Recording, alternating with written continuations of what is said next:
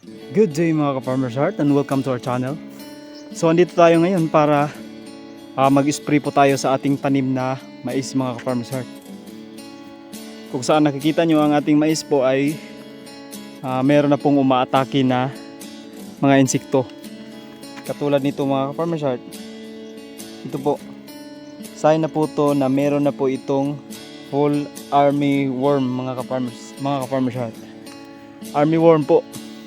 Dahil yung iba na kasikbit po nito mga ka-Farmer's Heart o yung katabi po na tanim po dito mga ka-Farmer's Heart ay meron na pong maraming armyworm at hindi po nila na-sprayhan po yun. Ito po yung mga sign po na meron na pong armyworm. Kaya mag-i-spray po tayo po ng pampatay ng armyworm po mga ka-Farmer's Heart. Dahil pag di po natin naagapan yung ating mais mga ka-Farmer's Heart ay maaari po itong madamage ng armyworm katulad dito mga ka-Farmer's Heart. Ito po ay isang armyworm. Pinipiga ko po ito kahapon para mapatay po yung armyworm sa ilalim dahil ito po yung armyworm mga ka-Farmer's Heart. Tingnan natin oh. Ito po yung uod. Kung saan nakikita nyo buhay na buhay. Lumalaki na po.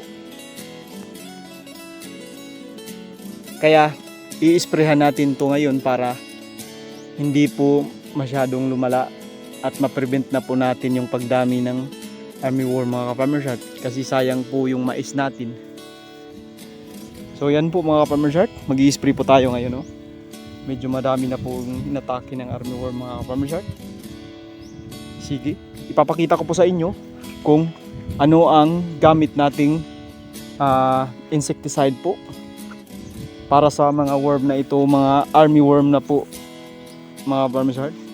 Dahil kung lumala po ito ay nako mahirap na pong puksain yan pag nasa ilalim na po ng udlot po ng ating mga mais mga Farmer's Heart. So ipapakita ko po sa inyo kung ano ang ginagamit ko na mga medisina po, insecticide para sa mais po natin mga ka-Farmer's Heart. So let's go. So ang ginagamit natin ngayon mga ka-Farmer's Heart ay first naglalagay tayo ng humus dito sa drum, na isang drum, isang sachet ng humus para na rin po sa ating tanim na dililig po sa tanim nating sili. Pero ang gagamitin natin sa mais mga ka-Farmer's Heart is yung Bertaco po. Ito po yung Bertaco ng Syngenta mga ka-Farmer's Heart para sa mga burir po, mga green. Pwede po ito sa mais, pwede po rin ito sa rice basta may ud. At ang match po mga ka-Farmer's Heart, match po ito, Syngenta rin, pinagsabay po natin sa humus at saka Bertaco at saka itong match at nilagyan po natin ng sticker. Ito po yung sticker natin mga ka-Farmer's Heart ang ginamit. So yan po mga ka-Farmer's Heart, post-stick, baka naman yan po yung ginagamit nating pang pakapit po sa ating mga insecticide po mga ka-Farmer's Heart. So tayo na, mag-i-spray na po tayo mga ka-Farmer's Heart. So ang dosage nga pala mga ka-Farmer's Heart, before tayo mag-spray, ang dosage nito ay isang sachet ng Bertaco po ang nilagay ko kasi nga medyo meron na pong mga full armyworm po sa ating tanim na mais. At saka 3 kutsara po ng match po ito ng Syngenta. Ito po yung Syngenta na name po. At saka isang kutsara nitong humus, pero nilagay ko na sa drum yung isang sachet nito para makatipid na rin tayo. So yan po yung dosage po mga ka-Farmer's Heart, 3 kutsara ng match at saka isang sachet ng Bertaco ng Syngenta mga ka-Farmer's Heart. At kung may proclaim kayo na Syngenta rin ang brand, pang-alternate po pagkatapos nito after 3 days or after 7 days po mga ka-Farmer's Heart. iba-iba po yung medicine na insecticide na ating nilagay para iwas na rin po sa ah, pag pagka-immune ng ating mga pagka-immune ng mga insekto po mga farmers heart. Yan po, let's go, mag-spray na po tayo.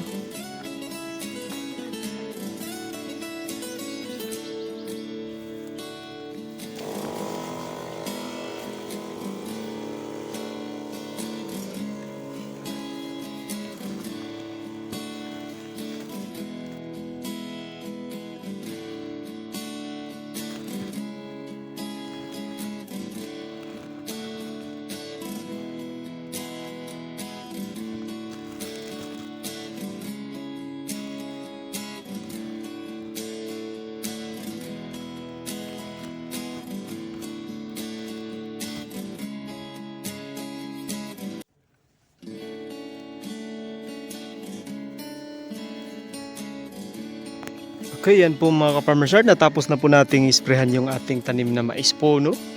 Sa mga nakikita nyo, kahapon ako nag-spray at ngayon, ito na po yung resulta. Kahit naulanan, yung nag-spray ako mga ka-farmers heart ay meron pa ring epekto yung na-spray natin. Effective talaga mga ka-farmers heart. Dahil na-eliminate niya yung maliliit na fall armyworm. So, papakita ko sa inyo kung namamatay nga ba yung mga armyworm mga ka-farmers heart. So this is the affected area mga ka-farmers heart.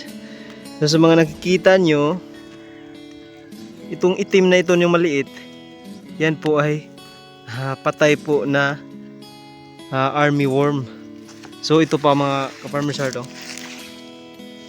Yan mga nakikita nyo, yung dalawang itim na yan ay patay po yan na armyworm mga ka-farmers heart. So ito niya pala yung kinakain nila. Ito yung mga dahon na ito. Itong namumuti-muti. Yan po ang sign na meron na pong armyworm sa inyong maisan mga ka-farmers heart. Ito yung dating kinain ng armyworm mga ka-farmers heart. Ngayon ay yung udlot niya ay okay na. So ito na po yung mga mais natin mga ka-farmers heart. Yan. Yung armyworm po mga ay nasa loob. Patay na po. Dun sa loob. Hahanap tayo ng mga napatay na armyworm mga ka-farmers heart. Na yan po yung mais ko.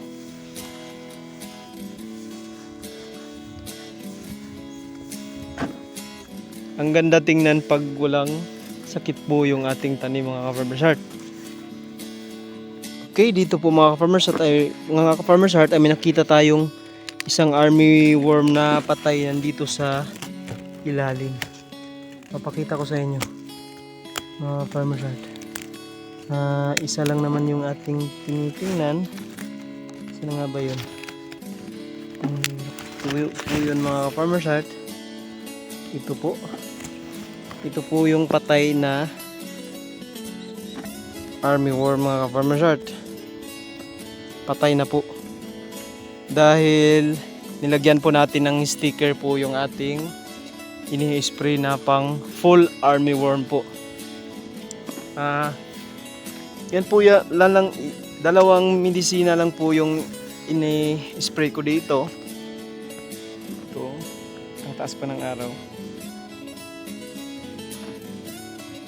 Dalawang insecticide lang po yung ini-spray ko dito mga ka-farmers heart. Yun po ay sa Syngenta na product po mga ka-farmers heart. Syngenta baka naman. Syngenta po ang ini-spray ko po dito is yung first ay Bertaco.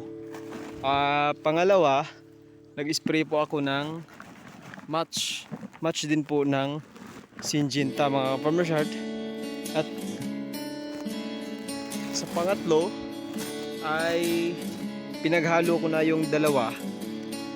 At kada spray ko mga ka-farmers heart ay nilagyan ko po ng sticker para pag naulanan po hindi po lahat nawawash out po ng ulan. Kasi naka-sticker po yung ating mga ini-spray mga ka-farmers heart para matagal po mawala. Hopefully by the next week is magbubulaklak na po itong ating mais. At sa awa ng Diyos makapag-produce po ito ng malalaking bunga. Yan po mga ka-farmers heart. That's it for today. Salamat sa panonood mga ka-farmers heart. At kung nagustuhan nyo po itong ating video ay paki-like na lang po at paki-share po sa iba. At don't forget to subscribe to our channel mga ka-farmers heart. And see you on our next episode of our vlog. Salamat.